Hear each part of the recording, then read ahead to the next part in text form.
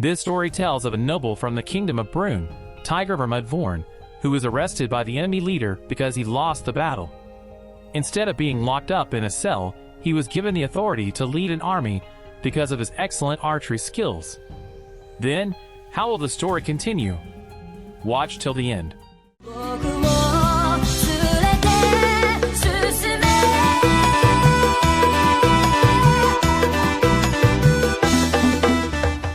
The story begins when Tigray is walking in the middle of the corpses of war victims. He accidentally sees the war maiden of the Zekted kingdom, who is walking around with her guards. In general, a soldier would hide or run away knowing he cannot win, but it was different for Tigray. He was a reckless type of person. He intended to fight them alone. With his ability, he was able to take down 2 bodyguards. Seeing that, the war maiden just smiled as she stepped forward to face him. Immediately Tigray shot his arrow. The attack was blocked until he ran out of arrows, and was captured and brought to the Zekted kingdom. The scene moved to Tigray, who had just been awakened from his sleep by one of the guards from the war maiden, Lim. She brought him before the war maiden named Eleonora. Eleonora said that Tigray had been taken as a hostage by them, and demanded a fantastic amount of ransom from the kingdom of Brune. If that request was not fulfilled, then Tigray would be completely theirs.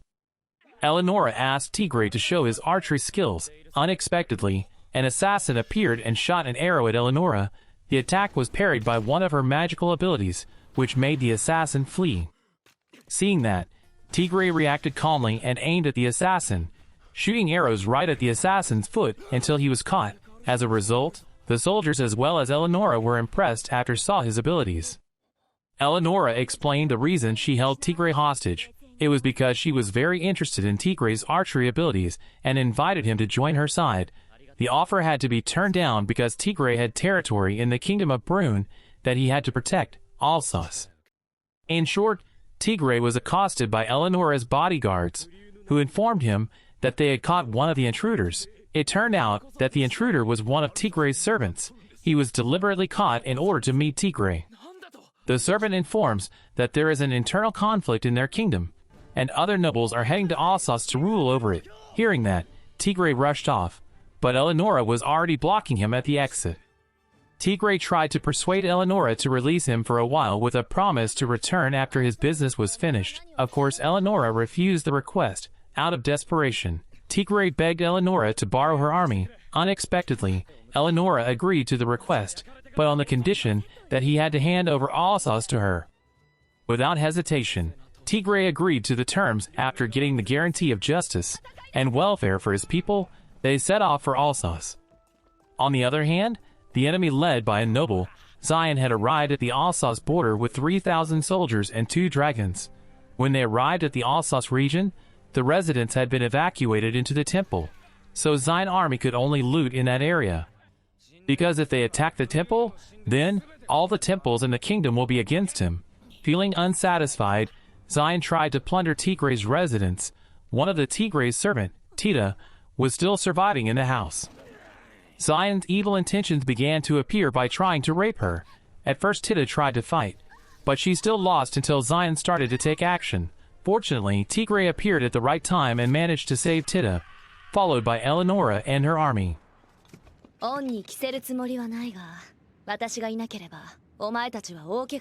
Tigray managed to hold back and counterattack an archer who was hiding. However, Tigray pulled his bow too hard.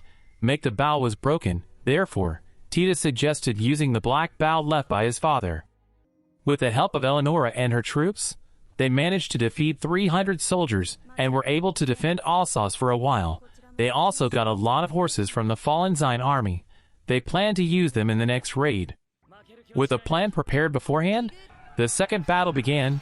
Under the leadership of Eleonora and Tigray, they managed to break through the enemy's defenses, but Zion's side had already anticipated that by deploying a dragon, while the rest of Zion's army would attack their flanks. With her experience, it had also been predicted by Eleonora by ordering Lim on the other side to deal with the forces surrounding them, while the dragon will be faced by Eleonora alone. Using one of her magic abilities, Eleonora manages to kill the dragon. Not only that, she also scares the enemy troops by pretending to bring reinforcements, which are actually a herd of horses, and some soldiers to create optical illusions. This tactic managed to frighten Zion and ordered his troops to retreat. Finally, he was forced and fled alone, leaving his troops by flying using a dragon. This is where we will be shown the true power of the black bow left by Tigre's father. The bow can emit magical power just like Eleonora's sword. It can shoot arrows so powerful that they attack Zion and his dragon.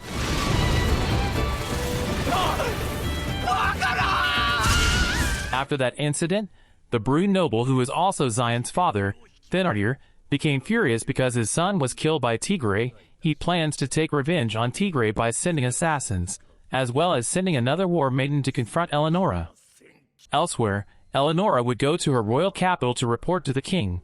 When she got there, she explained her reason for deploying troops to protect Alsace, but the reason was considered unreasonable according to the king, making the king angry with her. Luckily, another war maiden, Sophia, managed to convince and calm the king's anger. After the meeting, Eleonora waits for Sophia to thank her for her help. Sophia doesn't show up and is instead approached by another war maiden, Ludmila, who taunts her until they both get into an argument. Sophia finally appeared and managed to defuse the dispute between them. On the other hand, due to Thenardir's attack on his territory the other day, Tigre decided to counter the noble's attack.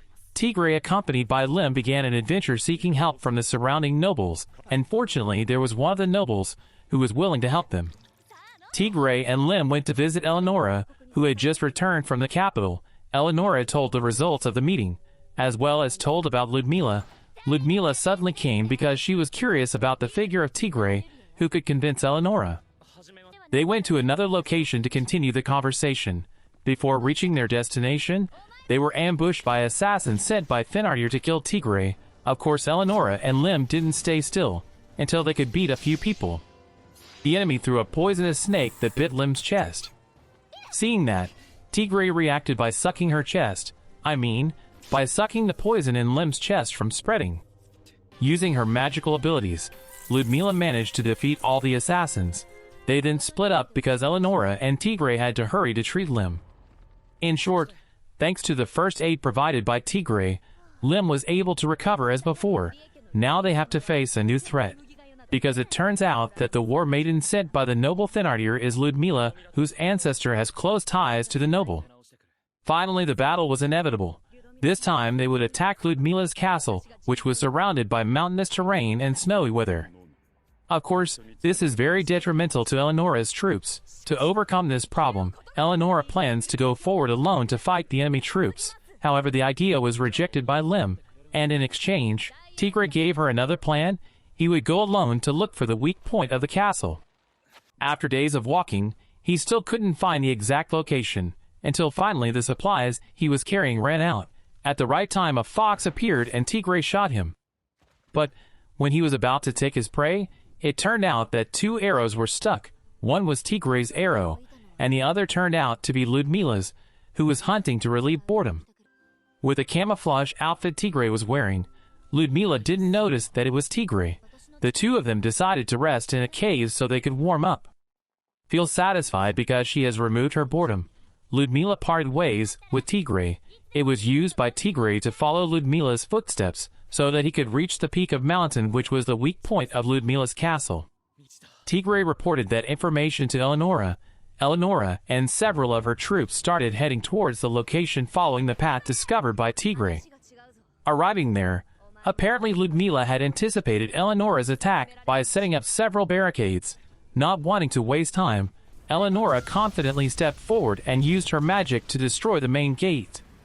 However, the gate's resistance was strong enough and couldn't be destroyed by her attacks. As a result, the troops on standby at the castle noticed the arrival of Eleonora's troops. Tigre had the idea of combining the power of Eleonora's sword with his bow. Their combined attack finally broke through the main gate defenses. Eleonora and her troops barged in and stormed the castle until the two war maidens faced each other. Both of them fight by casting their respective magic. Their fight lasts quite a while because of the ability of the two to be balanced. Suddenly a soldier interrupts their fight. It turns out he is the rest of the assassins, who disguised themselves as soldier to kill Ludmila. Luckily, Tigre reacted quickly and was able to stop the assassin. Ludmila, who saw Tigre's ability, just realized that he was the hunter she met the other day. As a result of the surprise attack from the soldier, Ludmila finds out that she has been betrayed by her own allies. She decided to become the neutral side without helping both sides, and they finally stopped the battle. In short, Tigray and his troops were about to head to Thinardir territory. Before arriving at their destination, they were camping somewhere. Tigray was relaxing at the riverside. Suddenly a pet Digimon of Eleonora flew towards him, throwing himself into the river. Unexpectedly, the bus to Sophia appeared from behind the bushes, who were chasing the Digimon.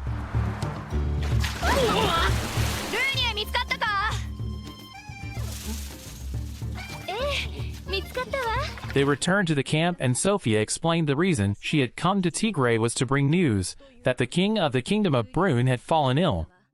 Sophia also informed that Tigray's noble status had been revoked for cooperating with the enemy kingdom, the Zected kingdom. The entire territory and his valuable assets will be taken over by the palace.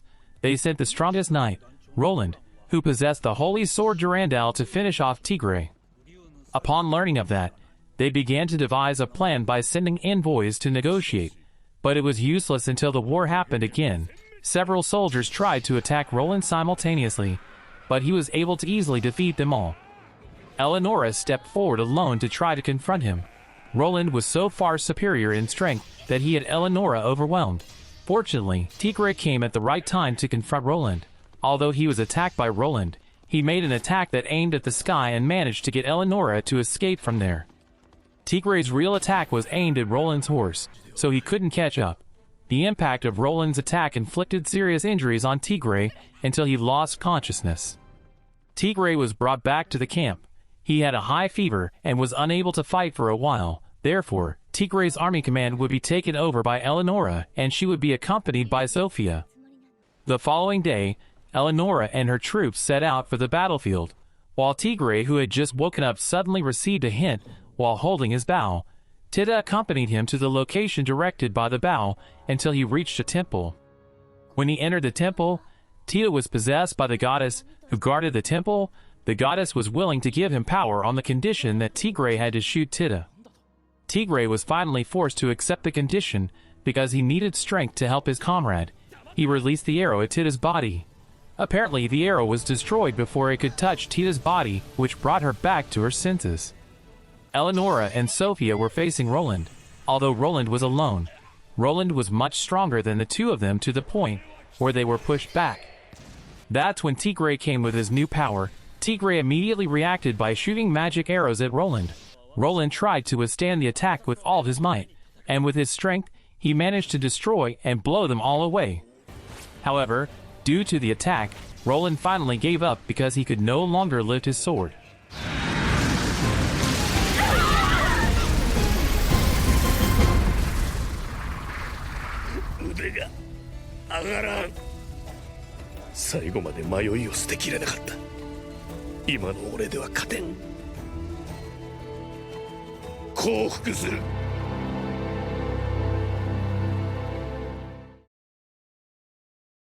That's the recap of the Lord Marksman and Vanadis episode 1 to episode 7. For the continuation of the story, please check the video link in the description, or you can choose on this end screen. That's enough for this time. See you in the next video.